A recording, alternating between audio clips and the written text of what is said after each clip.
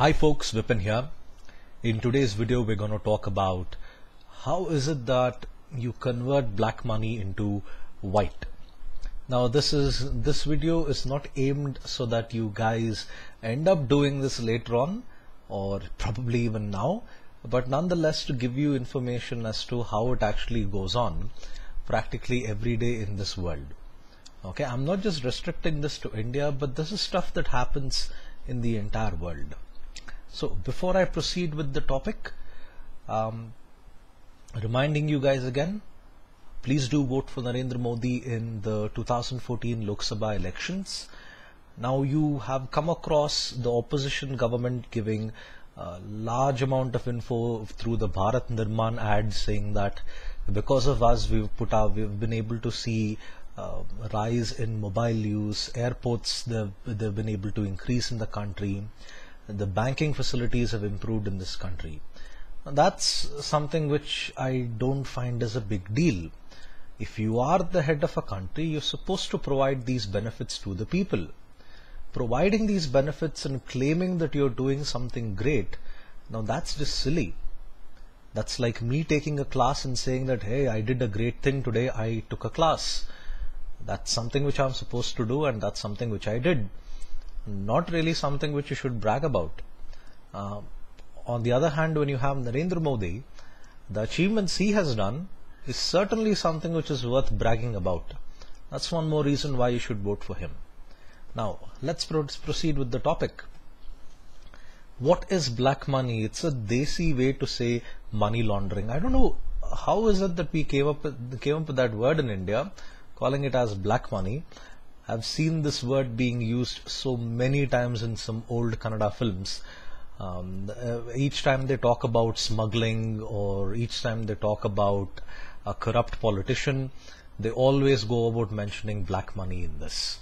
Now, black money is just another word for laundered money. Okay. Now, what is meant by money laundering?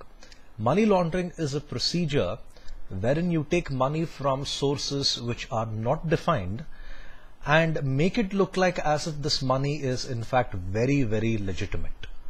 Now, I'll show you an example on what could happen here.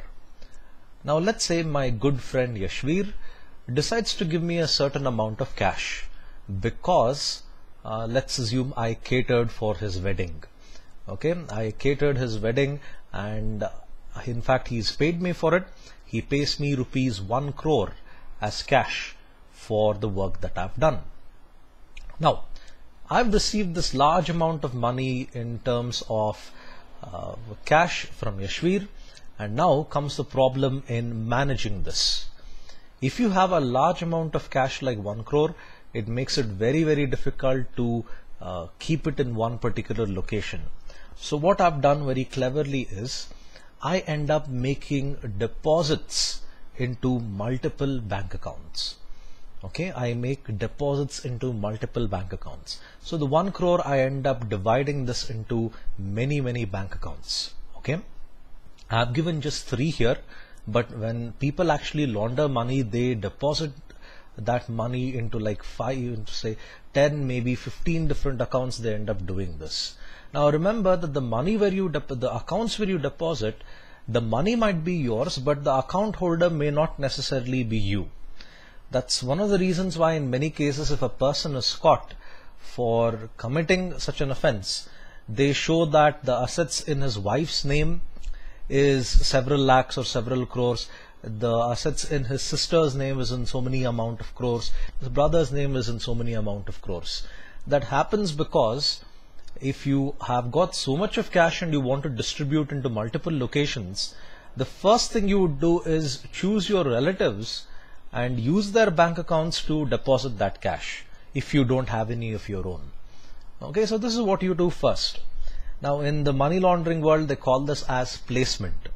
Okay, where you are placing money into multiple bank accounts. Okay, then what is it that I can do next? Now gradually I'll keep on increasing the deposits little by little. The 1 crore, remember, I can't divide this into 3 different blocks, 33 lakhs, and put it in 3 different accounts. I need to very, very slowly deposit the money over a long period of time. And then finally, I can actually make this money worth useful. Okay, so when you do that, when you take a very, very long time to actually make this possible, you call this as layering. Okay, layering, as in you are putting up multiple layers of bricks. Like this, you are stacking money into a bank account, and that's what they refer to as layering. And once layering has been done, the next thing that you would do would be integration. Integration means you start removing that money and start adding this into places where it can no longer be tracked. Now, the one common thing you would do is you would spend this money. Say you would go buy yourself a television, or if you are Srisant, you would end up buying a BlackBerry Z10. Oh, I'm sorry, I can't stop giggling when I hear a person say that they bought a BlackBerry.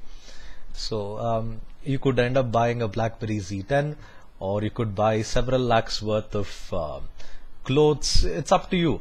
You could do whatever you want with this. Now remember, when the money has been set in an account, gradually over a period of time, the bank doesn't really ask you this question: how did you accumulate a large amount of money like that? This could take months, this could take years for this to actually happen. Layering is one of those lengthy phases that you come across. Okay? And then when you spend this money, let's say I use this money to buy a large amount of clothes and merchandise from one of the best stores there is, Decathlon. If I buy all that from Decathlon, the Decathlon owner is not going to ask me any questions. He's not going to ask me, where did you get this money from? I'm giving him good business. He would be extremely happy if I actually did this.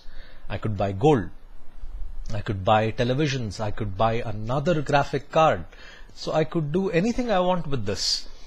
And that's where the integration happens. The money which was previously illegal and coming from a source which cannot be determined, now it's gone into a place where it cannot be found at all.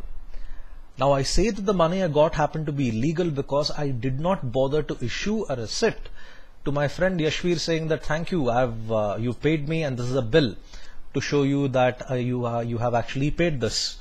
If I take it by cash, it's a nice way to say that I've not really recorded this transaction and I could do anything I want with this. And the next thing I do, deposit in multiple bank accounts and then slowly increase the deposits and let it accumulate to a particular amount, and then I would start spending this and I can spend it on whatever I want. And now here is a little bit more trickier part. What if I have laundered crores of rupees worth together?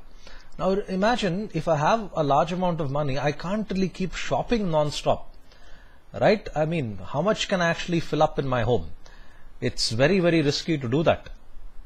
I'd be running out of space at home, and that could make a lot of people suspicious. This is why people end up investing this money in the stock market.